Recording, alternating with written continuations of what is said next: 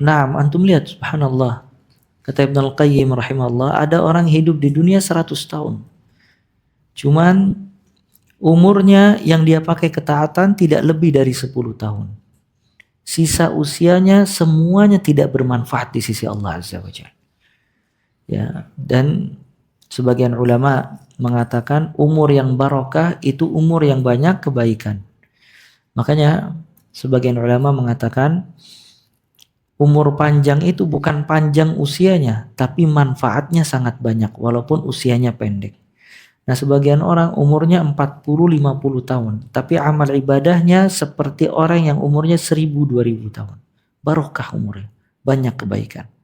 Sebagian lagi umurnya 60, 70, 100 tahun mungkin. Tapi subhanallah yang dipakai untuk ibadah itu tidak lebih dari 10 tahun. Sisanya tidak bermanfaat waktunya. Sia-sia. Ya, begitu juga harta. Dia memiliki harta 1M, 2M atau lebih. Cuman harta yang berguna di sisi Allah itu cuman 100.000, 200.000 atau 1 juta, 2 juta. Sisa hartanya tidak bermanfaat sama sekali. Ya, dia hanya mengumpulkan pundi-pundi emas dan perak, dia letih di dalam mengumpulkannya.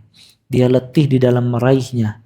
Dia letih di dalam menjaganya. Dia letih di dalam memikirkannya. Subhanallah, yang bermanfaat di sisi Allah hanya sedikit dari harta yang dia miliki.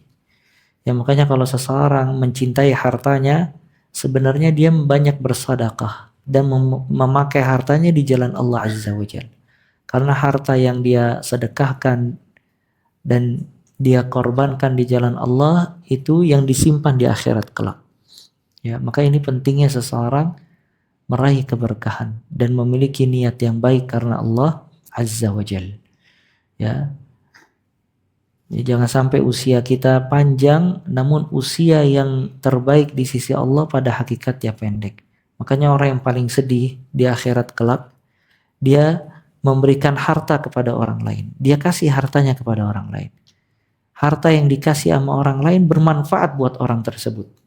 Misalnya dia kasih orang lain 1 juta, 2 juta. Orang tersebut memberikan buku Al-Quran atau yang semacamnya. Subhanallah, buku atau Al-Quran yang dia pakai dari sedekah orang tersebut bermanfaat, bahkan menyebabkan dia masuk surga. Sedangkan orang yang memberikan sedekah kepada dia, dia menemukan di akhirat harta dia tidak bermanfaat sama sekali. Dan harta yang dia kasih kepada orang lain bermanfaat buat orang tersebut. Nah ini ya yang paling kasihan. Dia menemukan harta dia di orang lain tapi bermanfaat. Sedangkan harta yang ada pada diri dia tidak bermanfaat. Ya, begitu juga usia, waktu. Ya, jangan sampai ya kita menjadikan waktu kita ini tidak bermanfaat dan tidak barokah. Sebagian orang subhanallah dalam satu hari kathirul khair. Banyak kebaikan yang dia lakukan. Hampir semua kebaikan bisa dia laksanakan dalam satu hari. Dan ini mubarak, penuh dengan keberkahan. Sedangkan di sisi lain, seseorang itu dalam satu hari sedikit bahkan tidak ada kebaikan yang dia lakukan. Makanya ini pentingnya sidqun niyah, niat yang jujur karena Allah, ikhlas. Ketika seseorang bangun dari tidur, dia harus mengingat kalau dia dikasih kesempatan oleh Allah untuk beramal saleh. Maka dia manfaatkan dengan baik.